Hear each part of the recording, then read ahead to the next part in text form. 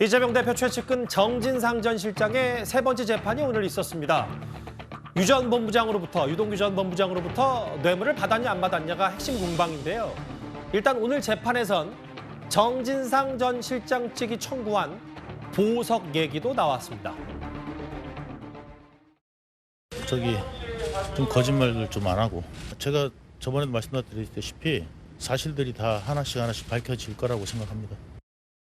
지금도 구치소에서 굉장히 성실하게 생활하고 있고, 이 사건은 지금 기록이 4만여 쪽에 가깝습니다. 일부 기록 마치 대출 받듯이 받았다가 돌려주고 이런 식으로 하면서 변호인과 그렇게 소통이 어려운 아주 짧은 시간에 집중적으로 얘기를 나누는 방식으로밖에 진행할 수 없어서 변론권이 좀 침해되고 있으니 공평하게 재판에 임할 수 있도록 배려해달라. 그 정도 내용이라고 보시면 됩니다. 보석을 청구했잖아요. 정진상 전 실장 측이. 공평하게 재판에 임할수록 있게 해달라. 근데 재판부가 조금은 오늘 알려지기로는 부정적인 게 이 사건의 다수 관계자들이 증거인멸 시도하고 자해 시도까지 했다. 보석이 좀 고민되긴 하는데 증거인멸, 자해 시도 이런 걸 재판부가 언급했어요? 그렇죠. 왜냐하면 이제 이 심리라는 게 6개월 이내에 끝을 내야 됩니다. 근데 6개월이 넘어갈 경우는 이제 그냥 석방이 되잖아요. 뭐 추가 구속영장이나 이런 게 없으면 구속 기간을 연장하기 어려우니까 지금 다 이제 다가오고 있거든요. 그래서 김용 씨도 마찬가지고 지금 김만배 씨도 마찬가지고 지금 보석 신청을 하는 거거든요. 나가기 위해서. 근데 아마 이제 보석 신청이 가장 중요한 것은 이제 이 증거인멸의 어떤 가능성입니다. 왜냐하면 김만배 씨가 얼마 전에 이제 극단적인 선택을 시도를 했지 않습니까? 그러다가 이제 재구속이 됐고, 그다음에 또 증거를 인멸할 수 있는 가능성들. 왜냐하면 아직까지 서로 간의 어떤 증거 관계가 굉장히 다툼의 여지가 있거든요. 근데 이거를 서로 입맞추기를 한다 밖에 나가서 이럴 경우는 사실은 석방을 안 해주겠죠. 그렇기 때문에 아마 이제 그걸 앞서서 재판부도 아마 고민을 하겠지만 저는 아마 보석 신청을 받기 어렵지 않겠는가. 지금 사건이 진행되는 걸로 봐서 워낙 서로 간의 어떤 대척점이 강하고 증거 어떤 이 일맞추기 가능성이 충분히 있기 때문에 아마 좀 어려운 국면을 가고 있는 게 아닌가. 검찰은 아마 그와 관련된 여러 가지 증거들을 제출하고 있는 것 같습니다.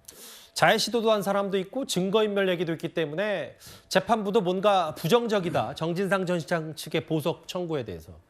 근데 보석을 신청하고 청구한 게 정 전 실장만 있는 게 아니라 김용 전 부원장, 화천대유 대주주 김만배 씨 다 보석 청구를 좀 하고 신청하고 했기 때문에 어떠세요? 이게 결국 검찰 수사도 이들이 석방됐을 경우의 우려 때문에 검찰도 이거를 완강히 좀 반대하고 있고요.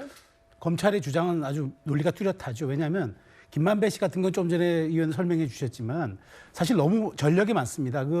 그 곽상도 전 의원의 아들, 곽병천 씨가 증원 연습을 하도록 시킨 사람이 바로 김만배 씨라는 얘기도 있고, 그다음에 지난해 이제 11월 달 구속만료로 석방된 다음에 그 유동규 씨에게 의왕저수지에서 만나자 내가 1억 주겠다고 회유했다는 그런 주장도 있습니다. 그것만 또 있습니까? 그다음에 작년 최우양 씨인가 하는 그 쌍방울 관련된 사람들에게 390억 원 차명으로 해가지고 돈 좀 세탁하려고 했던 정황도 있어서 그 사건으로 또 구속이 됐어요. 그렇기 때문에 너무 많은 전력이 있고 이 시도했던 너무 흔적들이 많아서 김만배 씨도 좀 어렵겠지만 저는 그 김용이라든가 정진상 씨 같은 경우도 마찬가지입니다. 왜냐하면 이분들도 핵심 관련자들인데 사실은 지금 지금 재판 과정을 통해서 유의미하게 진술을 받아낸 상태가 별로 없는 것으로 지금 알려져 있는데 그럼에도 불구하고 지금 나가서 이 세 사람이서 말하자면은 어떤 비공개적인 과정을 통해서 아주 본인들의 유불리에 따른 것들을 저는 굉장히 맞출 수가 있는 상황이 올 수도 있다고 보기 때문에 알겠습니다. 검찰 입장에서는 이 부분 쉽지 않을 거라고 저는 생각합니다. 검찰은 김만배 씨와 정진상 전 실장이 예전에 만난 정황도 있기 때문에 풀어주면 안 된다 이런 의지는 재판부에 요구하는 건 확고한 것 같습니다. 오늘 정진상 전 실장의 세 번째 재판 꽤 치열했습니다. 정 전 실장이 뇌물을 받아서 과거에 아파트 중도금을 낸 거 아니냐라는 게 검찰의 시각인데요. 정 전 실장 측의 반박 목소리 잠시 듣고 오겠습니다. 흩어놨던 것들을 다 이제 해지해가지고 찾아서 다 모아놨던 것들로 돈을 모은 다음에 그걸로 납부한 내역들이 금융 기록에 너무 뚜렷하게 나옵니다.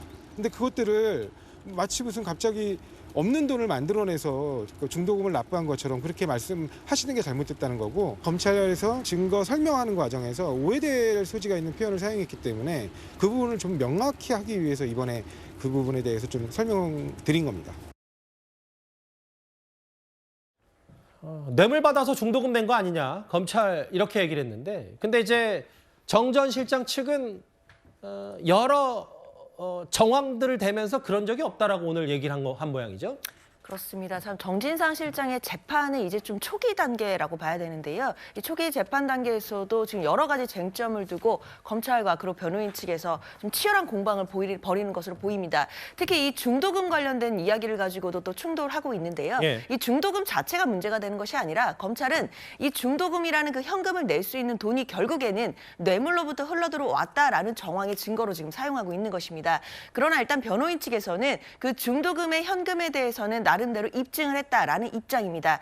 특히 이제 모친이나 부친과 관련된 뭐 잔치 등으로 받은 현금들이 많았고 그리고 지인들에게 대출을 받거나 또 은행에서 대출받은 현금들이 있었기 때문에 그것으로 납부를 했다라는 입장이고요. 그럼에도 검찰에서는 계속해서 그 현금을 추적하고 있는 상황이긴 한데 앞으로 이 과정에서 좀 재판 과정에서 조금 더 이 쟁점은 계속 불거질 것으로 보이긴 합니다. 그러나 변호인 측에서 지금 이야기하는 건 일단 앞선 잔치들에서 현금을 받은 부분도 있는 것이고 그리고 만약에 뇌물을 진짜 받았다라고 한다면 은행에서 대출을 받을 이유가 전혀 없었다라는 입장이기 때문에요. 예. 일단 검찰에서는 계속 이 현금 내역을 의심하는 정황을 내겠지만 사실 이 부분만 가지고 과연 이 중도금의 어떤 변제 내역을 문제 삼을 수 있을지는 앞으로 재판 과정을 조금 더 살펴봐야겠습니다. 그렇겠죠. 왜냐하면 재판 초기 단계고 그럼 그 뇌물부터 다시 저 원점 그러니까 초기 단계로 가는 수순 그것도 좀 재판부도 좁혀가야 되니까. 다만 말씀하셨던 것처럼 검찰을 바로 또 반박을 해서 정 전 실장 부인 계좌에 출처가 없는 현금 수억 원에 대한 장기간 입금 내역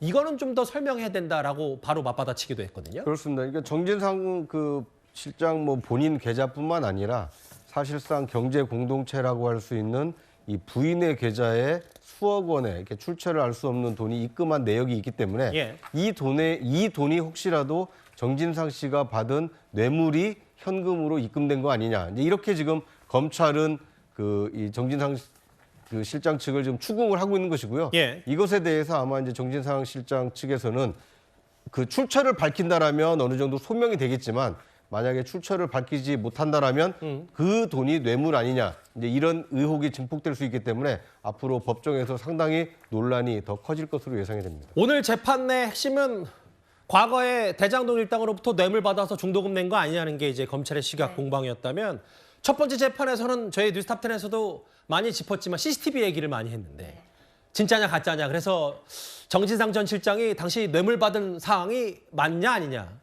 근데 오늘 유 전 본부장을 통해서 정 전 실장 측도 반박을 한 게 유동규 전 본부장이 당시 병가 처리가 돼 있는데 어떻게 뇌물을 나한테 줬겠냐 뭐 이런 얘기도 좀 하더라고요.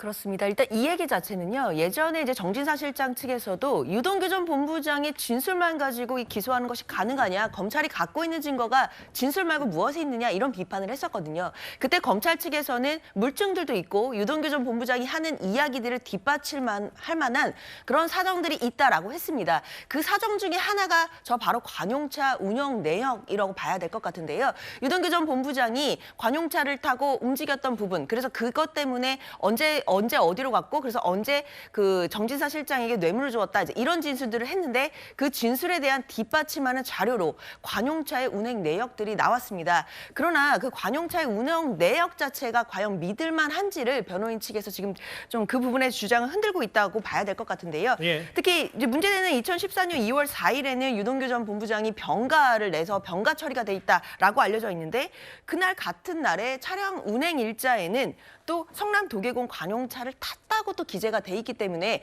과연 이 운행 기록 자체를 믿을 수 있느냐, 더 나아가서는 유동규 전 본부장의 진술 자체를 믿을 수 있는지 그 신빙성 자체를 흔들고 있는 주장이라고 보면 되겠습니다. 다만 뭐 또 최근 재판에서는 또 CCTV가 가짜다라는 또 성남시 직원의 이제 증언, 뭐 언론 보도 나오기 때문에 양측이 당시 그 성남시청에서 뇌물을 주고받았냐 안 받았냐 두고 공방이 좀 뜨거웠거든요. 보석 얘기와 오늘 세 번째 재판 얘기 하나하나 새로운 소식 위주로 만나봤습니다.